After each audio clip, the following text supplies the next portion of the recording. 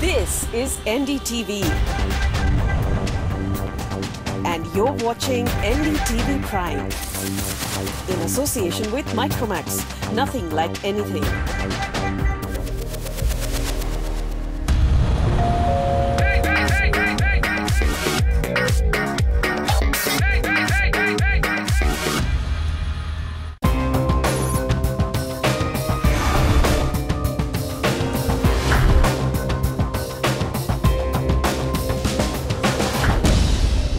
Property बाजार में निवेश की सटीक सलाह के साथ पेश है आपका पसंदीदा शो प्रॉपर्टी इंडिया। हमारे रियल एस्टेट एक्सपर्ट्स के साथ जानिए कहां आपके बजट में मिल रही है सही प्रॉपर्टी और कहां पर निवेश आपका पैसा कर देगा दुगना। आपके सवालों के जवाबों और रियल एस्टेट की हर बड़ी खबर के साथ मौजूद हैं हम। नमस्कार, मैं हूं अंजलि इस्टवाल। इसके अलावा आप प्रॉपर्टी पर और ज्यादा जानकारी चाहते हैं तो आप हमारी वेबसाइट ndtv.com/property पर जा सकते हैं। चलिए एक नजर डाल लेते हैं कि आज क्या क्या है खास। रिलायंस इंफ्रा ने सरकार की वादा खिलाफी के कारण मुंबई मेट्रो लाइन 2 का प्रोजेक्ट छोड़ा। क्यों नहीं पूरे कर पाती सरकार अपने वादे? पर्यावरण मंत्री के आश्वासन के बाद की मंजूरियां मिलनी आसान होंगी, बिल्डरों में उत्साह। रिहायश निवेश के लिए शहर के कौन से इलाके हैं सबसे बेहतर? पाइए अपने सवालों के जवाब। और अपने किचन के कचरे को फेंकने के बजाय उससे कमाइए मुनाफा।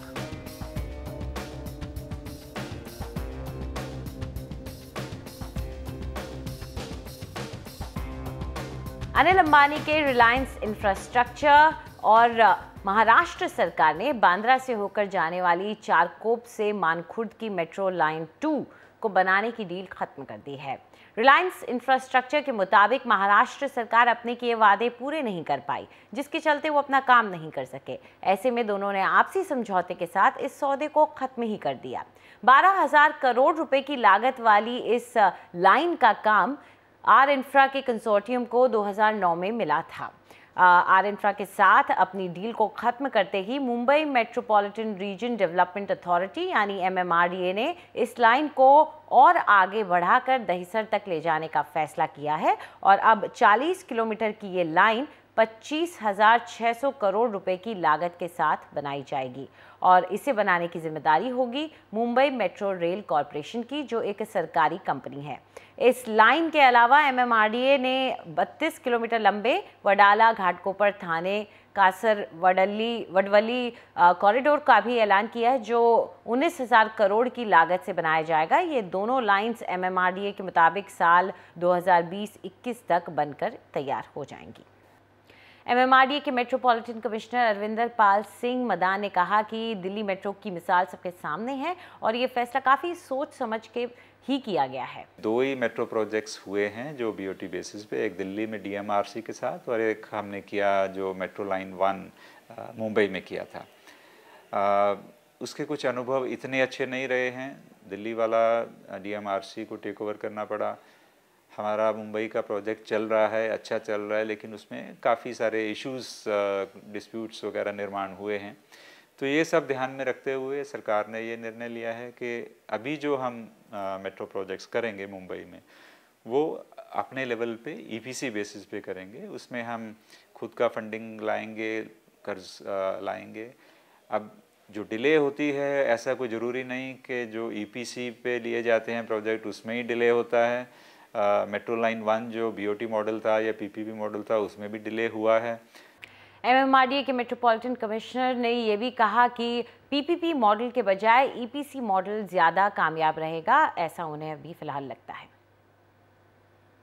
राज्य शासन का कम से कम ये विचार है कि EPC मॉडल जो है वो करंट सिचुएशन में ठीक है, लेकिन उसके बाद हम जब केंद्र शासन के पास जाएंगे, उनकी तरफ से जो हमें इक्विटी चाहिए या कर्ज मंजूरी उनकी तरफ से लेना है, उस समय अगर केंद्र शासन का कुछ अलग व्यू होगा तो वो विचार में ज़रूर रखा जाएगा, उनसे बातचीत करके तय किया जाएगा। लेकिन अभी तक जो समझ में आ रहा है कि EPC मॉडल ही कायम रहेगा। तो चलिए अब इस पूरे मुद्दे पर चर्चा कर लेते हैं कि आखिर मुंबई में मेट्रो का ये जो काम है, इस इसके रुक जाना, इसका क्या असर पड़ेगा, इस पर ज़्यादा चर्चा करने के लिए हमारे साथ इस वक्त मौजूद हैं अभय कृष्ण अग्रवाल, जो कि पार्टनर एंड लीडर है PPP government and transaction advisory services Ernst and Young, और शुभांकर मित्रा जो कि हेड हैं strategic consulting west JLL India के। आप दोनों का शुक्रिया हमारे साथ जुड़ने के लिए। तो सबसे पहले अभय, आपके साथ शुरुआत करना चाहेंगे कि PPP मॉडल पे क्या सवाल खड़े हो गए, क्योंकि अगर इस तरह से हाथ खींच दिया एक प्राइवेट कंपनी ने और सरकार के कह रहे हैं कि सरकार उनके लिए जो ज़रूरी परमिशंस थी, अप्रूवल्स थी, वो सब नहीं ला पाई, तो क्या हम ये कहेंगे कि PPP मॉडल पे सवाल खड़े हुए, या आप मानते हैं कि नहीं, ये केस टू केस देखा जाएगा? देखिए, केस टू केस होगा। अगर कोई ख़राब मैसेज लाता है तो मैसेंजर को शूट करना जो है वो ठीक नहीं होगा। कोई प्रोजेक्ट अगर PPP पे टेक ऑफ नहीं किया, इसका मतलब ये नहीं कि PPP मॉडल ख़राब है।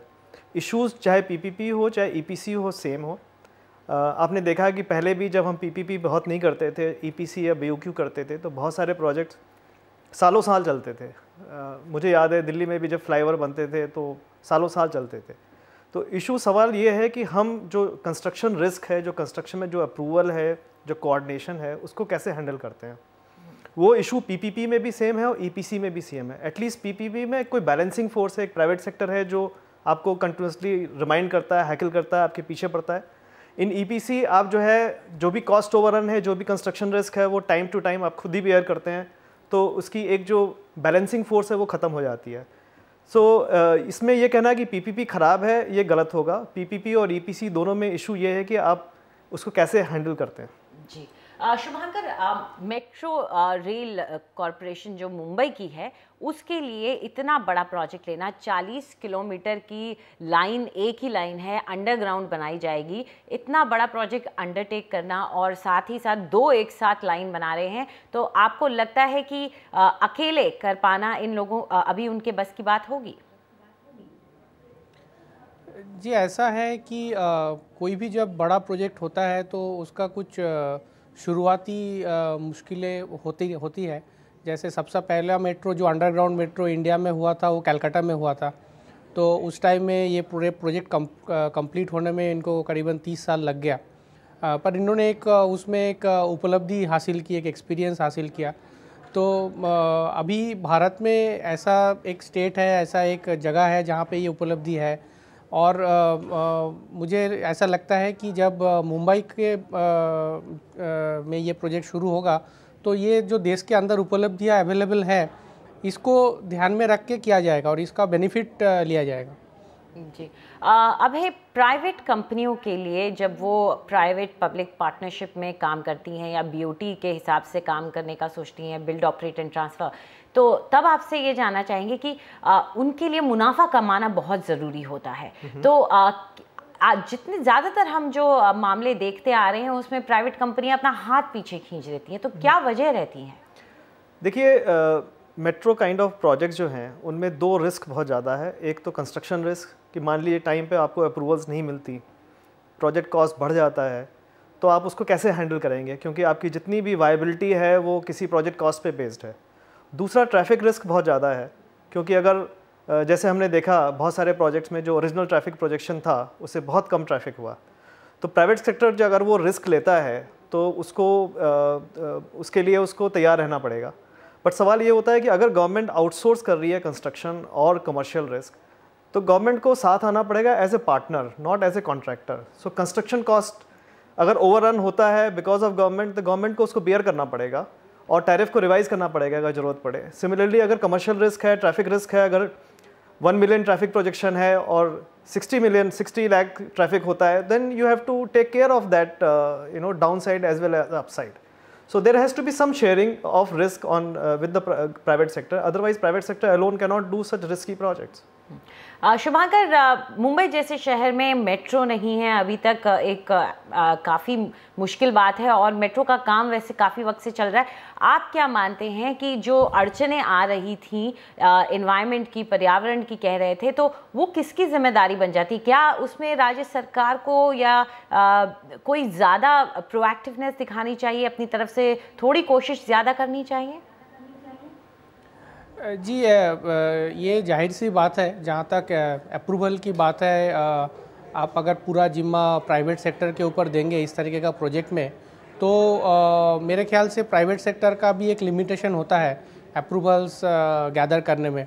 तो इसमें गवर्नमेंट अगर प्रोएक्टिव होगा और जो प्राइवेट पार्टनर है उसको एज ए पार्टनर की तरह सपोर्ट करेगा, तो डेफिनेटली इसमें एफिशिएंसी आएगी। और अगर अप्रूवल्स टाइम में आ जाता है तो एक बहुत बड़ा चैलेंज ओवरकम हो जाता है और प्रोजेक्ट टाइम ओवररन होने का रिस्क काफ़ी हद तक मिनिमाइज हो जाता है। जी बिल्कुल। कितना ज़रूरी होता है अप्रूवल मिलना, और जब इस तरह के रोड़े आते हैं सामने तो काफ़ी दिक्कतें आती हैं और इसी वजह से अब बदलाव आ सकते हैं, ऐसा हमको संकेत मिल रहे हैं सरकार की तरफ से। वन और पर्यावरण राज्य मंत्री प्रकाश जावड़ेकर ने आश्वासन दिया है कि अब रियल एस्टेट को पर्यावरण की मंजूरियां ज़्यादा आसानी से मिलेंगी और जल्द ही नई नीतियों का ऐलान भी किया जाएगा। इस ऐलान से जाहिर है कि रियल एस्टेट उद्योग काफ़ी खुश है। एक हाथ में डेवलपमेंट का एजेंडा और दूसरे हाथ में पर्यावरण रक्षा का झंडा, यही सूत्र से हम काम करेंगे। अब जो वाक्य सुनने के लिए आप आतुर हो वो मैं आज नहीं कहूँगा, 15 दिन आपकी राह दे दूंगा सुझावों की और फिर हम कुछ अच्छी खबर देंगे। स्टेट की जो एक इम्पोर्टेंस है, जो कि हर एक आप चाहे जितने भी डेवलप नेशन है, यूएस है चाहे चाइना है, उसी तरह से गवर्नमेंट को एक समझ में आ गई है कि this is the mother of industry. This industries से जो है एग्रीकल्चर के बाद सबसे ज़्यादा एम्प्लॉयमेंट को जो टेक केयर कर सकती है वो इंडस्ट्री। तो ये बात जो हम बहुत दिनों से गवर्नमेंट को समझाने की कोशिश कर रहे थे, इस गवर्नमेंट ने इस बात को समझाया। लॉट ऑफ पॉजिटिविटी, लोग बात कर रहे हैं, मिनिस्टर्स बात कर रहे हैं, ब्यूरोक्रेट्स बात कर रहे हैं। एंड चीज़ें डेफिनेटली अभी जो सेशन विंटर सेशन है इसमें आप देखेंगे कई अनाउंसमेंट होगी और आने वाले बजट के अंदर बहुत सारी चीज़ें, इस बात का रिफ्लेक्शन आपको उसमें मिलेगा। आपका कोई मन जीत के काम आपसे करा ले, उससे बड़ा क्या है। तो हाँ, ये महसूस हुआ कि सरकार जो है वो बिजनेसमैन का आज जो है मन जीत लिया है, दिल जीत लिया है, और हम लोग को प्रोत्साहन जो है वो दिल से मिल रहा है। अंदर से आवाज़ आ रही है कि हाँ कुछ देश में अलग हो रहा है और उसमें साथ में हमको जुड़ना है और देश को आगे लेके जाना है। तो यहाँ पे सुन के तो काफ़ी ऐसा ही लग रहा है कि काफ़ी पॉजिटिविटी है रियल एस्टेट सेक्टर में, तो है ही। अब है आपसे जानना चाहेंगे कि अगर केंद्र सरकार का रवैया, ख़ासतौर पे एनवायरनमेंट मिनिस्ट्री का रवैया ऐसा रहता है कि डेवलपमेंट को भी ना रोका जाए और दोनों चीज़ों को बैलेंस किया जाए, तो उसका कितना असर इंफ्रास्ट्रक्चर प्रोजेक्ट्स पर पड़ेगा?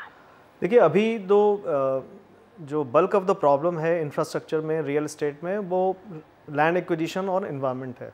अगर इन्वायरमेंटल क्लियरेंस जो है अगर वो सुलभ हो जाती है तो एक बहुत बड़ा पॉजिटिव स्टेप होगा। और हमें वैसे भी क्लियरेंस से चेंज करके मिटिगेशन पे जाना होगा, क्योंकि क्लियरेंस जो है वो थोड़ा नेगेटिव वर्ड है कि आपको कब मिलती है कब नहीं मिलती है। मिटिगेशन ये है कि आप प्रोजेक्ट कर रहे हैं तो उसका क्या इफेक्ट है, आप उसको मिटिगेट कैसे कर रहे हैं, उसके अराउंड अगर आप जिम्मेदारी दें प्राइवेट सेक्टर को तो वो बहुत अच्छे से निभाएंगे। तो इशू ये है कि हम डेवलपमेंट को जो है वो इन्वायरमेंटल के अगेंस्ट ना तौलें बल्कि साथ साथ ले चलें, और वही सरकार सोच रही है। बहुत ही पॉजिटिव स्टेप है। जी शुभांकर, मुंबई को लेकर के जब भी बात होती है और इंफ्रास्ट्रक्चर प्रोजेक्ट्स की बात होती है तो मेरे दिमाग में कुछ ऐसे प्रोजेक्ट्स आ जाते हैं जो 40 साल से किताबों में ही हैं और पेपर्स में ही पड़े हुए हैं और धूल खा रहे हैं। तो हम क्या ये मान के चल सकते हैं कि अब जबकि MMRDA ने ये काम अपने हाथ में लेकर के सरकारी एजेंसी को दे दिया है तो शायद यहाँ थोड़ी अब सीरियसनेस अब खुद ज़्यादा दिखाएं? जी, ये तो डिपेंड करेगा कि जो एजेंसी को सौंपा गया है वो कितना तैयार है इसको निभाने के लिए, क्योंकि इससे पहले भी कई सारे बड़े बड़े प्रोजेक्ट अनाउंस किए गए थे, जैसे ट्रांस अर्बन लिंक है या एयरपोर्ट हो चाहे ACZ हो। तो वहाँ पे हमें बहुत इनकरेजिंग रिस्पॉन्स एक्टिविटी देखने को नहीं मिला है। तो अभी देखना ये पड़ेगा कि जो एजेंसी को सौंपा गया है मुंबई मेट्रो रेल कॉरपोरेशन, ये टेक्निकल तौर पे या एडमिनिस्ट्रेटिव तौर पे कितना ज़्यादा एफिशिएंट होता है और कितने मोबिलिटी के साथ इसको आगे लेके जा पाता है। हमारे पास दिल्ली मेट्रो का काफ़ी अच्छा एक्सपीरियंस है। वहाँ का जो सीनियर लीडरशिप था वो काफ़ी काबिल था और उन्होंने पूरे चीज़ को एक पुश किया और एक नया ऊंचाई हासिल किया in terms of project implementation. तो यहाँ पे भी अगर इस तरीके का एक लीडरशिप आएगा, यहाँ पे भी इस तरीके का एक सेटअप होगा, तो मुझे लगता है कि वो चीज़ यहाँ पे भी हो सकता है मुंबई में।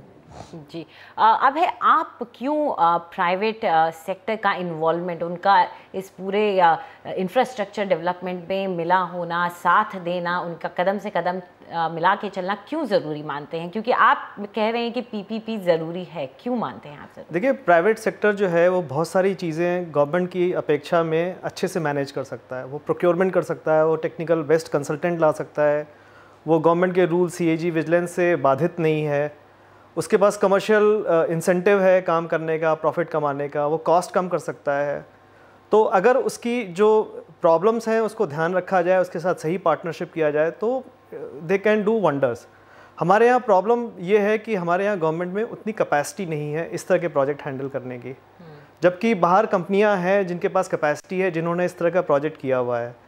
तो अच्छा ये रहेगा कि हम ऐसा PPP बनाएं जिसमें हमें अच्छी कंपनियां आएँ और सरकार उनके साथ मिल के करें, तो वो ज़्यादा अच्छा होगा।